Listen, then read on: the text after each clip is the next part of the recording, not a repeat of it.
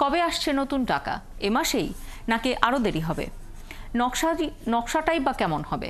টাকায় আকার বা কাগজের মান ঠিক থাকবে তো? এমন নানা প্রশ্নের উত্তর দিয়েছেন বাংলাদেশ ব্যাংকের মুখপাত্র আরিফ হোসেন খান। যদিও বাংলাদেশ ব্যাংকের তথ্য অনুযায়ী প্রতি বছর বিভিন্ন মূল্যমানের ১৫০ কোটি পিস নতুন টাকার চাহিদার বিপরীতে টাকশাল ছাপাতে পারে ১২০ কোটি পিস। অবশ্য ২০২৩-২৪ অর্থ বছরে টাকশাল বিভিন্ন মূল্যমানের ১০৫ কোটি পিস নতুন নোট ছাপে। অনুপথিকারী তরুণ জানাচ্ছেন বিস্তারিত।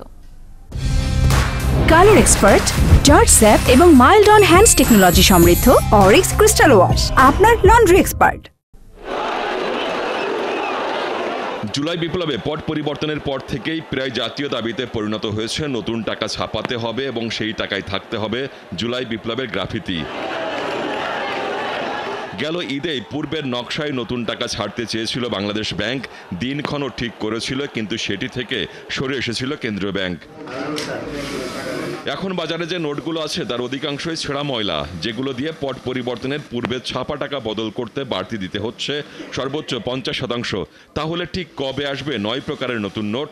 আমাদের টার্গেট তো ছিল এন্ড অফ দ্য মে, যে আমরা ছাড়া শুরু করব, ইস্যু করা শুরু করব। কারণ ছাপানো কমপ্লিট হয়ে গেলে ইস্যু করাটা তো শুধু 1-2 দিনের ব্যাপার। গাজীপুর থেকে এখানে আসবে, গভর্নর ইস্যু করে দিবে। যে এত বড় একটা বিপ্লব ঘটে গিয়েছে, এরপরেও যদি আমরা পূর্বের ধারাবাহিকতাতে বজায় রাখি তবে সমাজে অবশ্যই বিরূপ একটা প্রভাব পড়বে। শুধু তাই না, বাংলাদেশ ব্যাংক নিজেও খুব একটা সন্তুষ্টি অর্জন করতে পারত না। তখন সিদ্ধান্ত নিল সাময়িকভাবে জনগণের কষ্ট হবে, প্রচুর যে নোটগুলো মার্কেটে ইস্যু করা আছে তার মান যত নিম্নই হোক, এই নোট দিয়ে আপাতত চলবে। আমরা নতুন 9 প্রকারের নোট নতুন ডিজাইন করে মার্কেটে ছাড়বো। টাকার নকশা, আকার ও কাগজের মান নিয়েও কথা বলেন বাংলাদেশ ব্যাংক মুখপাত্র। 5ই আগস্টের যে বিপ্লব, সেই বিপ্লবের প্রতিফলন এই ছবিতে থাকবে। সেই সাথে আমাদের দেশের যে ঐতিহ্য সেগুলো তো থাকবেই। টাকার সাইজ অপরিবর্তিত থাকবে, এটা তারা আমরা আমাদের যে কারেন্সি ম্যানেজমেন্ট ডিপার্টমেন্ট এবং একই সাথে সিকিউরিটি প্রিন্টিং প্রেস সূত্রে জানতে পারলাম। কাগজের মান নিয়ে তারা বলে যে এই ব্যাপারে আমরা কোনো মন্তব্য করছি না, মানসম্পন্ন কাগজেই নোট ছাপানো হবে।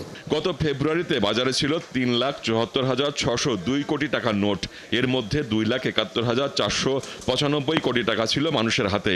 ব্যাংকের ভল্টে ছিল 26,887 কোটি টাকা এবং বাংলাদেশ ব্যাংকের ভল্টে ব্যাংকগুলোর জমা ছিল 76,220 কোটি টাকা।